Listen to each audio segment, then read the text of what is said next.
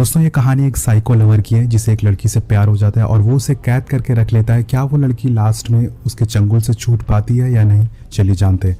दोस्तों मूवी की शुरुआत होती है और हम सिड नाम के एक आदमी को देखते हैं जो कि बिल्कुल अकेले रहता है। उसकी फैमिली में उसके साथ कोई नहीं है। सिड एक एनिमल कंट्रोल डिपार्टमेंट में काम करता है जहाँ पे जानवरों को बचाया जाता है, उनकी सेफ्टी के लिए रखा जाता है। उसके बाद दोस्तों सिड का कोई अपना नहीं होता है तो वो पूरा दिन जानवरों के साथ ही बिताता है, इसलिए उसे जानवर से काफ़ी प्यार हो जाता है। वो सारी बातें जानवरों से करता है। वो ना तो दोस्तों सोशल मीडिया पर होता है, ना ही कोई इंस्टाग्राम पर, ना ही फेसबुक पर। तो ऐसी उसकी ज़िंदगी चल रही थी। लेकिन दोस्तों एक दिन उसे बस में एक लड़की दिखती है। सिड उसके पास जाता है और उसे हाय कहता है, लेकिन वो लड़की सिड को बिल्कुल भी नहीं पहचानती है। सिड उसका नाम हॉली लेकर उसे बुलाता है और बताता है कि हम दोनों एक साथ हाई स्कूल में पढ़ा करते थे। लेकिन हॉली को ये सारी चीज़ें बिल्कुल भी याद नहीं होती है। वो उसे पहचानने से बिल्कुल इनकार कर देती है। उसके बाद सिड उसके हाथ में एक डायरी देखता है और सिड उसके बारे में पूछता है तो हॉली बताती है कि वो ये डायरी डेली लिखती है। ये एक तरह का जर्नल होता है। वो डेली जो भी अपना काम करती है, जो भी उसका पूरा दिन में होता है, वो उस डायरी में लिखती है। पर हम देखते हैं कि सिड को हॉली कहीं ना कहीं पसंद आने लगी थी, तो वो उसे कॉफ़ी के लिए पूछता है। लेकिन हॉली बोलती है कि वो एक रेस्टोरेंट में काम करती है, उसे वहाँ जाना है और उसका पहले से ही बॉयफ्रेंड है, तो वो उसके साथ कॉफ़ी पर नहीं जा सकती है। और कुछ ही देर में हॉली का स्टॉप आ जाता है। वो उसको हम देखते हैं कि हॉली सिड की बातों का बिना जवाब दिए वहाँ से निकल जाती है। इसकी वजह से सिड बहुत ही ज़्यादा उदास हो जाता है और जब घर पहुँचता है तो सोशल नेटवर्किंग साइट पर उसके बारे में सर्च करता है और उसे होली की प्रोफाइल मिल भी जाती है। वहाँ पर जो उसका रिलेशनशिप लिखा होता है वो लिखा होता है सिंगल, और ये देखकर उसे काफ़ी अजीब लगता है क्योंकि उसने बताया था कि उसका एक बॉयफ्रेंड था। वेल दोस्तों नेक्स्ट मॉर्निंग जब वो ऑफिस जाता है तो अपने कलीग या फिर मैं बात करूँ सिक्योरिटी गार्ड से पूछता है कि वो एक लड़की को कैसे इंप्रेस कर सकता है। पहले तो उसका सिक्योरिटी गार्ड उस पर हंसता है, फिर वो बताता है कि तुम्हें कॉन्फिडेंट होना पड़ेगा क्योंकि लड़कियों को कॉन्फिडेंट बंदे ज़्यादा पसंद है। उसके बाद सिड के पास एक नर्स आती है और उसे बोलती है कि लेक्सी नाम का एक जर्मन शेफर्ड डॉग है जो कि बहुत दिनों से बीमार है, वो लेकर उसके पास आए। तो दोस्तों ये डॉग बहुत दिनों से बीमार होता है, इसलिए सिड उससे काफ़ी लगाव होता है। वो डॉग को डॉक्टर के पास ले जाता है और हम देखते हैं कि डॉक्टर एक जहरीले इंजेक्शन से उसे मारने वाला होता है। क्योंकि वो डॉग बहुत दिनों से बीमार था, इसलिए एनिमल कंट्रोल का जो खर्चा था वो बढ़ता जा रहा था। अब वो उसको रखना नहीं चाहते थे। अब डॉक्टर सिड को बोलता है कि अगर वो चाहे तो इस डॉग को रख सकता है अपने साथ, लेकिन सिड सोचता है कि वो खुद ही अकेले रहता है तो इस डॉग की देखभाल कैसे करेगा। उसके बाद वो डॉक्टर उस डॉग को इंजेक्शन लगाकर मार देता है और सिड उसकी बॉडी को ले जाकर वहीं जला देता है। और उसके बाद सिड की नज़र एक डोर पर पड़ती है जो कि बेसमेंट का डोर होता है। जब वो डोर खोलता है और बेसमेंट के अंदर जाता है तो वहाँ पे उसे एक सीक्रेट डोर मिलता है। दोस्तों ये रूम देख के वो काफ़ी ज़्यादा शॉक हो जाता है क्योंकि इससे पहले इसके बारे में किसी को पता नहीं था। अब उसके बाद सिड घर आता है और हॉली के बारे में और भी इंफॉर्मेशन इकट्ठा करना चालू कर देता है। वो उसकी सारी फोटोज़ देखता है और हॉली के रेस्टोरेंट के बारे में भी पता कर लेता है कि वो कहाँ पर है। वो एक डायरी में हॉली की पसंद नापसंद, उसके लाइक और उसके डिसलाइक, जो भी वो उसको पसंद करती है वो सारी चीज़ें लिख लेता है ताकि वो हॉली को इम्प्रेस कर सके और उससे अपनी गर्लफ्रेंड बना सके। अब अगले दिन वो पूरी तरह से तैयार होकर रेस्टोरेंट पहुंच जाता है उसे मिलने के लिए। लेकिन दोस्तों यहाँ पर उसका फिर से दोबारा से दिल टूट जाता है। हॉली उसे फिर से पहचानने से इनकार कर देती है। वो उसका नाम जानने में भी इंटरेस्टेड नहीं होती है। यहाँ पर सिड उससे प्यार करता था तो वो उसे एक म्यूजिक कॉन्सर्ट पर चलने के लिए बोलता है अब, और हॉली उसे मना कर देती है और उसके बाद उस पर काफ़ी नाराज़ हो जाती है, वहाँ से चली जाती है।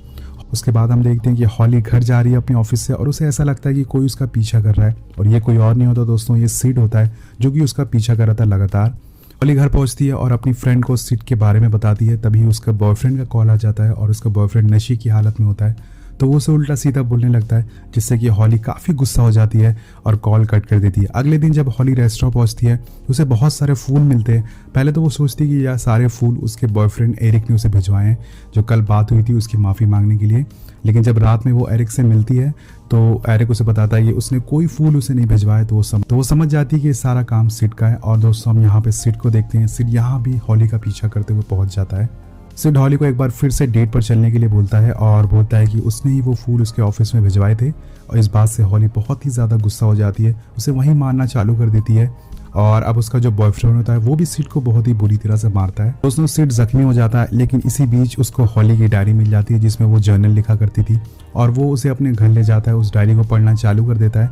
उसमें हॉली की बहुत सारी इंफॉर्मेशन उसे मिलती है और उसमें हॉली का एक सीक्रेट भी उसे पता चलता है, और हम ये सीक्रेट मूवी के आगे पता चलेगा कि ये सीक्रेट क्या है। उसके दिमाग में एक प्लान आता है और वो ऑफिस जाता है। बेसमेंट में जो सीक्रेट रूम होता है दोस्तों, उसके लिए वो एक केज यानी कि एक पिंजरा बनाना चालू कर देता है, और उसके बाद ऑफिस से जानवरों को पैरालाइज करने वाला इंजेक्शन चुरा लेता है जिससे कि वो किसी और को पैरालाइज कर सके। तो पहले वो टेस्ट करने के लिए खुद को इंजेक्शन लगाता है और वो देखता है कि उसकी बॉडी थोड़ी देर के लिए पूरी तरह से पैरालाइज हो चुकी है। और अब वो निकल जाता है हॉली को पकड़ने के लिए। वो देखता है कि हॉली अपने घर में अकेले है, इसी का फ़ायदा उठाकर वो इंजेक्शन उसे लगा देता है और उसे एक बॉक्स में बंद करके एनिमल कंट्रोल सेंटर में ले आता है। अब सिक्योरिटी गार्ड जो नेड होता है उसकी नज़र उस बॉक्स पे पड़ती है, लेकिन जो सिड होता है वो अपनी बातों से उसमें उलझा लेता है उसे और वो बेसमेंट में ले जाता है वो बॉक्स को और वही छोड़ देता है। जब हॉली की आँख खुलती है दोस्तों तो वो अपने आप को पिंजरे में पाती है जो कि सिड ने बनाया था। वो ज़ोर ज़ोर से चिल्लाती है, लेकिन यहाँ बहुत सारे जानवर होते हैं इसलिए उसकी आवाज़ कोई सुन नहीं पाता है और वो बेसमेंट में भी होती है। तो वो अपने नाखून से पिंजरे को खोलने की कोशिश करती है जिससे कि उसके नाखून टूट जाते हैं और अब सिड उसके पास आता है और टॉयलेट करने के लिए उसे एक पॉट और एक खाने को लेकर आता है उसके पास। उसके बाद सिड उसे अपना नाम याद दिलाता है जो कि उसने कभी जानने की कोशिश नहीं करी थी। वो बताता है कि मेरा नाम सिड है और वो वहाँ से चला जाता है। अब हॉली दोस्तों 2 दिन तक यहाँ पिंजरे में बंद रहती है। उसकी हालत बहुत ही ज़्यादा ख़राब हो चुकी थी।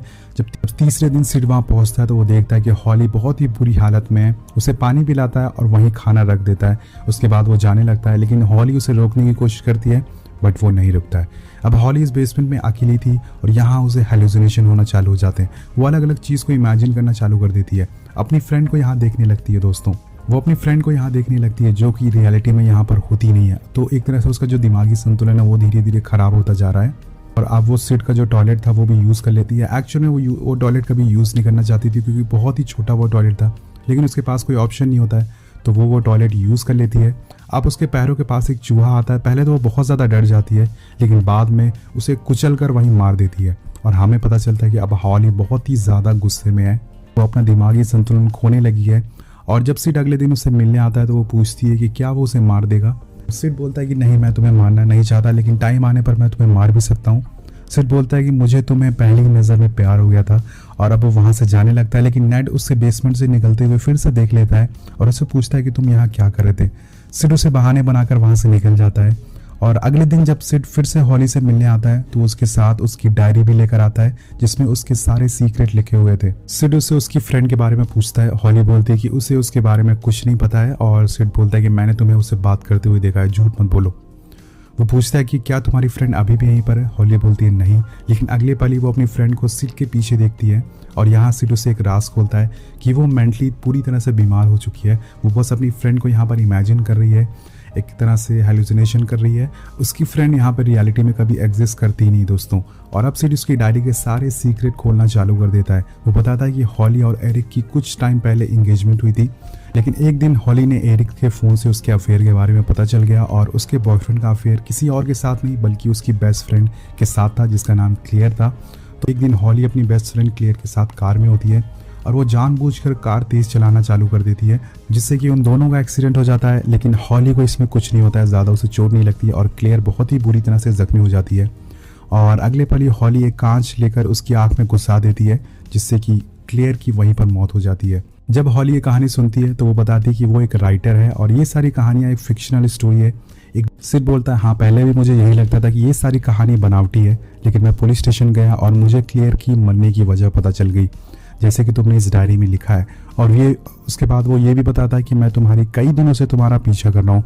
तुम्हारी डायरी में लिखा है कि तुमने कई लोगों को मारा है, कई लोगों को तुमने जिंदा जला दिया है और एक आदमी को तुमने गला दबाकर मार दिया है।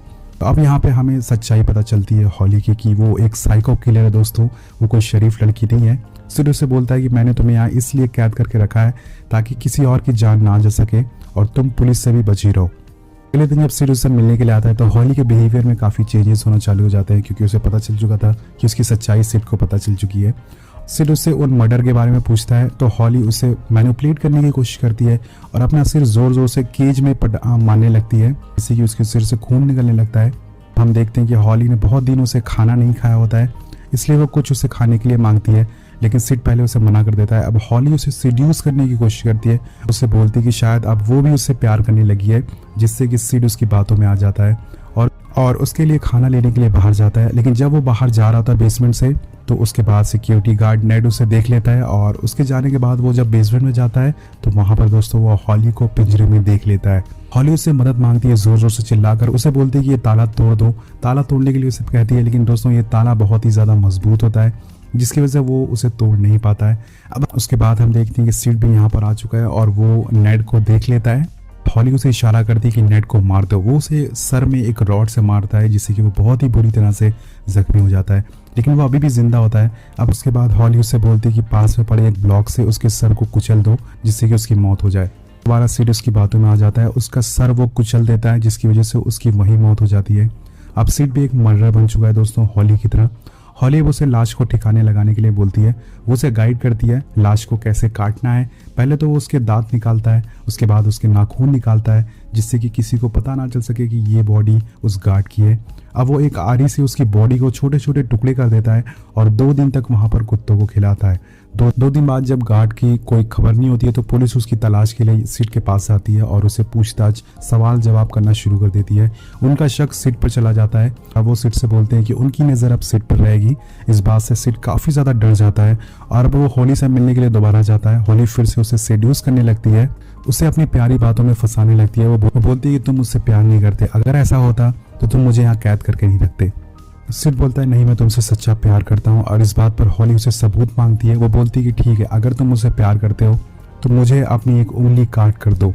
उसके बाद सिड बहुत ही ज़्यादा शॉक हो जाता है ये बात सुनकर। पहले तो वो मना कर देता है हॉली से, लेकिन बाद में हॉली उसे बोलती है कि तुम बस दिखावा करते हो, तुम मुझसे सच्चा प्यार नहीं करते। सिड उसकी बातों में आ जाता है और अपनी एक उंगली काट कर उसे दे देता है।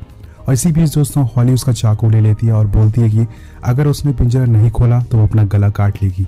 उसके बाद मजबूरी में सिड को केज खोलना पड़ता है और वो बाहर आते ही वो सिड को पहले किस करती है और उसके चाकू से उसका गला काट देती है।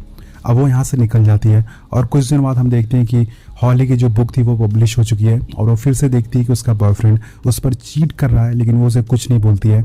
और वो अब एक सुनसान रास्ते पर निकल जाती है, एक सुनसान जगह पर निकल जाती है जहाँ पर वैसा ही केज होता है जैसे कि हमने पहले देखा था। और इस केज में एक आदमी बंद होता है। ये बहुत ही अजीब सा आदमी होता है दोस्तों, ये पूरी तरह से ज़ॉम्बी लग रहा था और इसकी जब हम एक उंगली देखते हैं तो वो कटी हुई होती है। तो यहाँ पर हम समझ जाते हैं कि ये कोई और नहीं बल्कि सिड होता है जिसको कि यहाँ पर हॉली ने कैद करके रखा हुआ है और यही मूवी खत्म हो जाती है। सो गाइज, हम मूवी में जिससे विक्टिम सोच रहे थे वो एक्चुअल में एक मर्डरर थी। आपको मूवी कैसी लगी नीचे कमेंट करके जरूर बताएगा। सबसे इंपॉर्टेंट चीज़ दोस्तों, चैनल को सब्सक्राइब करना मत भूलिएगा। मिलते हैं आपसे अगली वीडियो में। Thank you so much watching, peace out.